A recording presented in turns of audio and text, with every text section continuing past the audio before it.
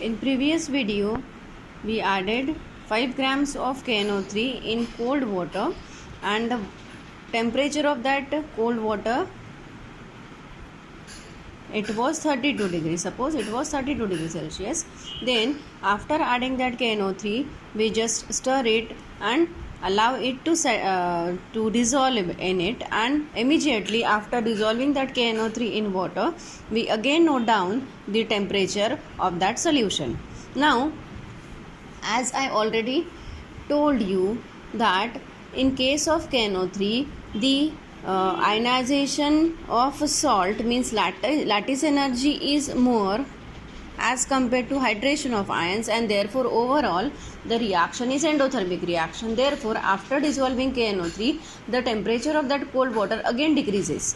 So here suppose we are getting the temperature of solution, that is T4 is equal to 29 degree Celsius. Now look at the observation. So we have an observation for part 1. So volume of cold water that we are taken is 100 ml, volume of hot water is again 100 ml, and the temperature of cold water, that is T1 degree Celsius, is 32, and that of hot water means T2 is equal to 58 degree Celsius, and when we mix both hot and cold water, the mixture or temperature of the mixture, it is 43 degrees Celsius. Then in second part, again we take 100 ml of water, then we make 5 grams of KNO3 solid, then we take cold water, that is the temperature, it must be same that as in first part.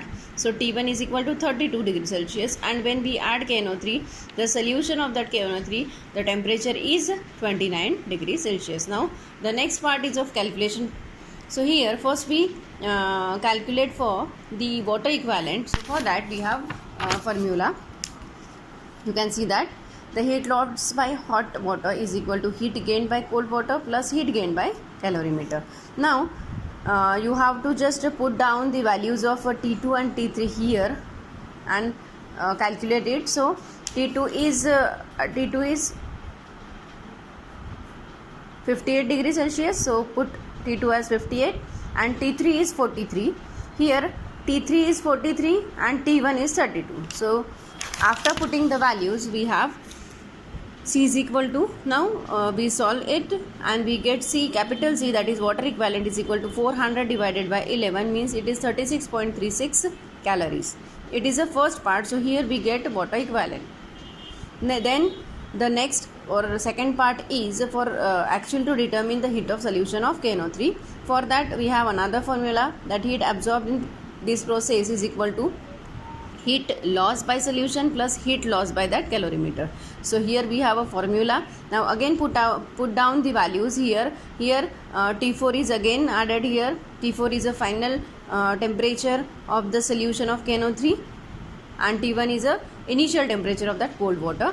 C that we just now calculated here. So after putting the values, we got capital Q is equal to 409.08 calories. Now the unit for this is calories, but actually we are taken 5 grams of KNO3, okay, and therefore the heat absorbed when 1 mole means it is a molecular weight is 101 gram for KNO3, and therefore we have to calculate it again for 5 gram. So we have new formula, delta H is equal to capital Q into 101 divided by 5.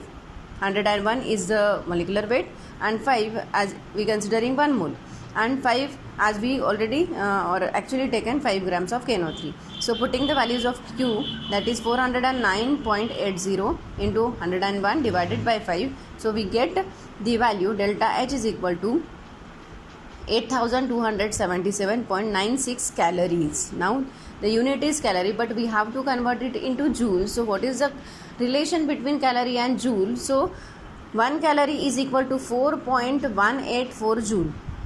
So if we want to convert this delta H calories into joule, then we have to multiply this 8277.96 by the factor, that is 4.184. okay.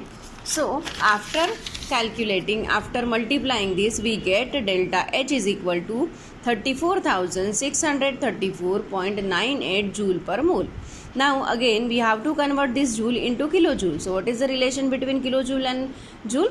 1 kilojoule is equal to 1000 joule, and therefore we divide now this by 1000 and we get final answer, that is delta H is equal to 34.63 kilojoule per mole. So finally, what is the result of the experiment? That heat of solution of KNO3 was found to be 34.63 kilojoule per mole. So this is about experiment number 4. Thank you.